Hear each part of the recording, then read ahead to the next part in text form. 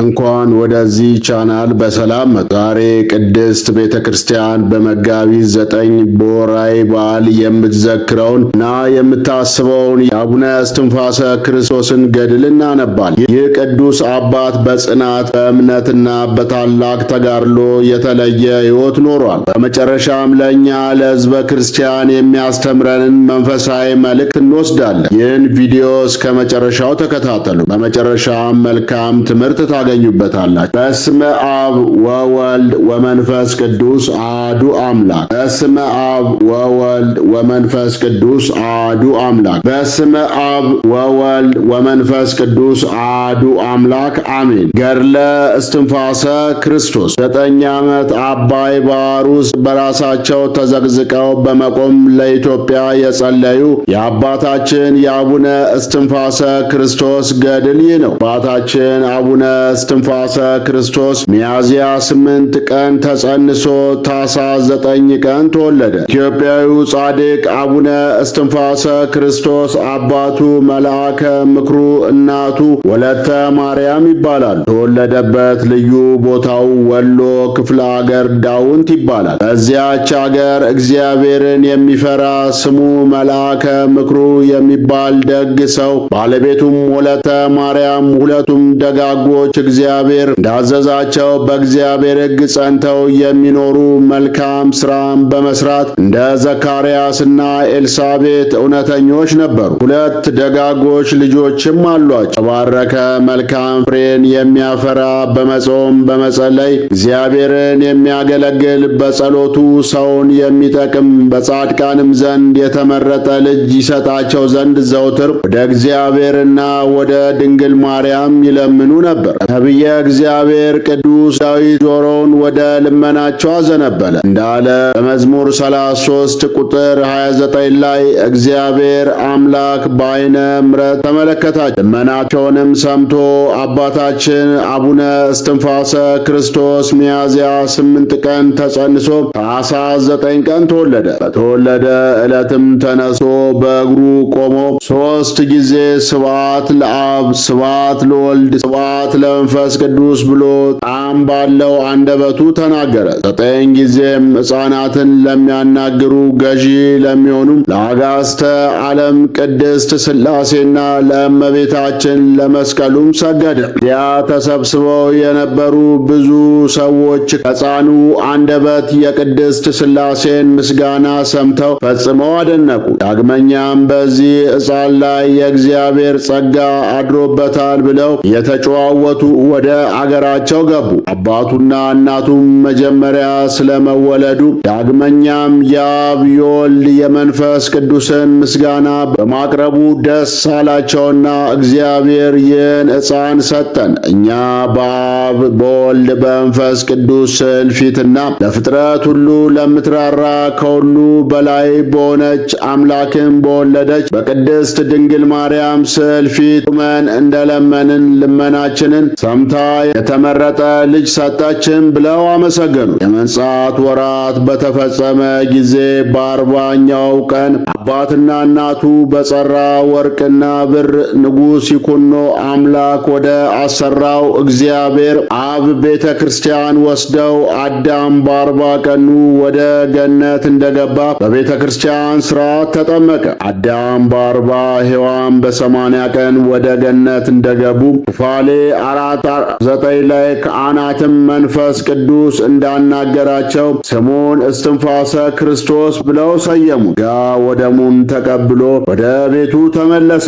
ስሙም ትርጓሜ የአብ የወልድ የመንፈስ ቅዱስ እስትንፋስ አንድም የክርስቶስ እስትንፋስ ማለት ነው። የእግዚአብሔር መልአክ ቅዱስ ሚካኤል እየጠበቀው አደገ። መንፈስ ቅዱስ ልቦናውን ብሩህ አድርጎለት በ5 ዓመቱ የቅዱሳን መጻሕፍትን ቃላትን ብሉያትንና አዲሳትንም ድርሳናትንም አወቀ። ከመምህር ኪራኮስ የመጻሕፍትን ትምህርት ከነትርጓሜው በ7 ዓመቱ ጨረሰ። ማስተዋል ሲመለከት አባቱንና እናቱን ዘመዶቹን የተወ ቃሌን ይጠብቃል፣ መንግሥተ ሰማያትን ይወርሳል፣ ይህንን ያላደረገ ሊያገለግለኝ አይችልም የሚለውን ቃል ማቴዎስ 10:17 ላይ አገኘ። ይህንንም ቃል በልቦናው ይዞ የምነናውን ሥርዓት ይጠብቅ ነበር። 7 ጊዜ በመዓልት 7 ጊዜ በሌሊት በየዕለቱ 150 መዝሙረ ዳዊትን ሲያደርስ በአብ በወልድ በመንፈስ ቅዱስ ስም ፊቱን በትምህርተ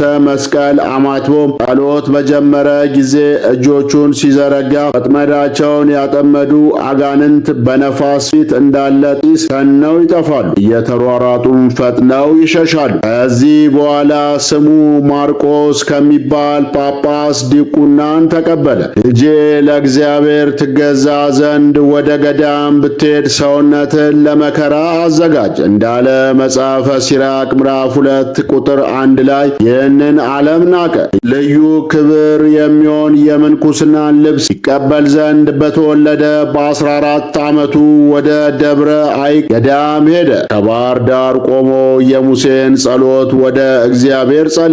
ያለ መርከብ ባህሩን ተሻግሮ ወደ ቤተ ክርስቲያን ገባ። የኢየሱስ ሞዐ ልጅ የሚሆን አበምኔቱ በመነኮሳት መጻሕፍት እንደተጻፈ 3 ዓመት ፈተነው። በአይቅ ገዳም ለመነኮሳት እንጨት በመልቀምና ውሃን በመቅዳት ለአባቶች መነኮሳት ምግብ ሊሆናቸው ከባህር ውስጥ አሳም በማውጣት ያገለግል ነበር። ከአባ እንጻ ደብረ ድባ ከሚባል ቦታ የቅስና ስልጣን ተቀበለ። አባታችን አቡነ እስትንፋሰ ክርስቶስ ለማስተማር ወደ አባቶቹ አገር ወደ አባቱ መቃብር በገባ ጊዜ እዚያው ደርሶ ቤተ ክርስቲያን ሰራ። ዕለቱን ስንዴ ዘርቶ ወይን ተክሎ ጽድንም ወይራንም ግራርንም ተክሎ በአንዲት ቀን ለቤተ ክርስቲያን አገልግሎት ዕለቱን አድርሷል። ስንዴውን ለመስዋዕት ወይኑን ለቁርባን በተአምራት አድርሷል። ከዕለታት በአንድ ቀን አባታችን በጸሎት ላይ ሳለ መልአኩ ቅዱስ ሚካኤል ከብሩ ደመና ጋር ወደ እርሱ መጥቶ በደመና ጭኖ ከፈጣሪው ዘንድ አደረሰው። ጌታችን መድኃኒታችን ኢየሱስ ክርስቶስም በቅዱሳኖቹ እንዲባረክ ካደረገ በኋላ መልአኩ ቅዱስ ሚካኤልን አዘዘው። ወደ ተወለድኩባትና ወደ ኖርኩባት ቦታ አድርሰ አሳየው አለው። መልአኩም እንደታዘዘው አደረገ። መልሶም ወደ ኢትዮጵያ ምድር ደብረ ዛብኤል ወደ ምትባል ቦታ አደረሰው። ከዚያም ደርሶ ድንቅ ታምራትን አደረገ። ውሃም ካለት ላይ ያመነጨ ሕሙማንን ፈወሳቸው። በባሕር ውስጥ ጠልቆ ዘውትር በሄደበት አገር ሁሉ ሲጸልይ የሚያርፍበትን ቦታና ሥጋ የሚቀበርበትንም ቦታ ግለጽልኝ ብሎ በጸለየ ጊዜ የእግዚአብሔር መልአክ ቅዱስ ገብርኤል ተልኮ መጥቶ የአባት አባት ከሸዋ አገር መጥቶ ታቦተ እግዚአብሔር አብን ወደ አስተከለበት ወደ አባ ሙሴ ደብር ወደ አባትና እናት ቦታ ዳውንት የምትባል አገር ሂድ ብሎ የረፍት ቦታውን ነገረው። ከዚያም ወደ ብዙ ገዳማት በመሄድ ቡራኬን ተቀበለ። ከ4 ዓመት በኋላ አረጋውያን መነኮሳትን ተሰናበታቸው። መርቀውትም ተለያዩ። የኢትዮጵያን ገዳማት ተዘዋውሮ እየጎበኘ ጎጃም ደረሰ።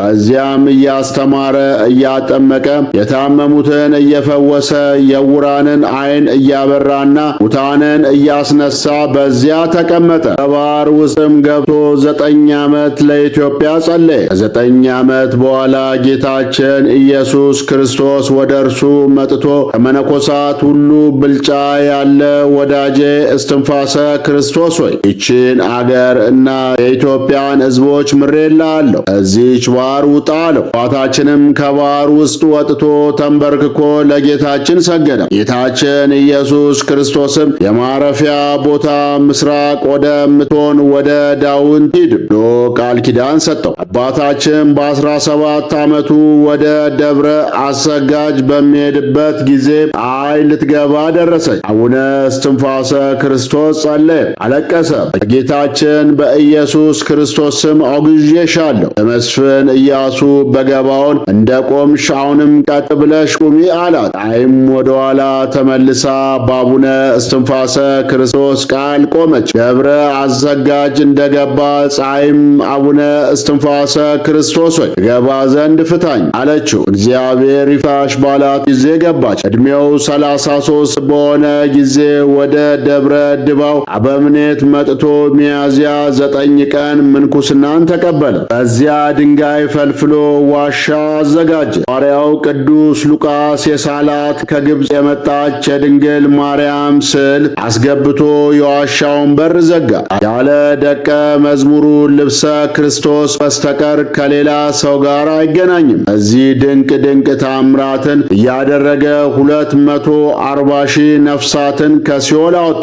የአባታችን የዕረፍት ጊዜ በደረሰ ሰዓት ጌታችን ለአባታችን እስትንፋሰ ክርስቶስ ቃል ኪዳን ሰጥቶታል። ጌታችንም መታሰቢያን ያደረገ ዝክርን የዘከረ የገድልን መጽሐፍ የጻፈ ያጻፈ ቤተ ክርስቲያንን የሰሩ ያሰሩ የሰሩትን ኃጢአት ይቅር እላቸዋለሁ። ወዳጄ እስትንፋሰ ክርስቶስ ሆይ ገድልን የጻፈውን ያጻፈውን ያነበበውን የተረጎመውን ጽፎም በቤቱ ያስቀመጠውን ሰው የተለያየ በሽታ የሚያመጡ ሰውን የሚፈታተኑ ርኩሳን አጋንንት አይቀርቡትም። ተላላፊ በሽታ ወይም ተስቦ፣ ተቅማጥ፣ ራብ፣ ቸነፈር፣ የዋ መታጣት፣ የልብስ መራቆት፣ መዥገር አይደርሱበትም። ሌጊዮን የተባለ ክፉ ጋኔንም ፈጽሞ አይቀርብም።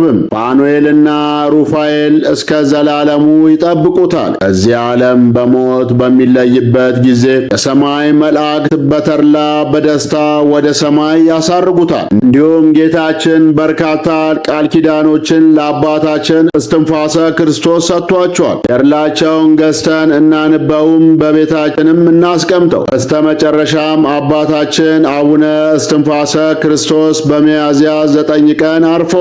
የነቢያት፣ የሐዋርያት፣ የጻድቃን፣ የሰማዕታት፣ የቅዱሳን፣ የመነኮሳት፣ የደናግል የአባታችን የአቡነ እስትንፋሰ ክርስቶስ ረድኤት በረከት አይለየን፣ በጸሎታቸው ይማረን፣ አሜን። የአባታችን የአቡነ እስትንፋሰ ክርስቶስ ገድል ከሙሉ ክፍል ከብዙ በጥቂቱ ተነበበ። አነሳስቶ ላስጀመረን አስጀምሮ ላስፈጸመን ለኃያሉ አምላክ ለልዑል እግዚአብሔር ክብር ምስጋና ይግባው። ወስብሐት ለእግዚአብሔር ወለወላዲቱ ድንግል ወለመስቀሉ ክቡር። ይቆየን።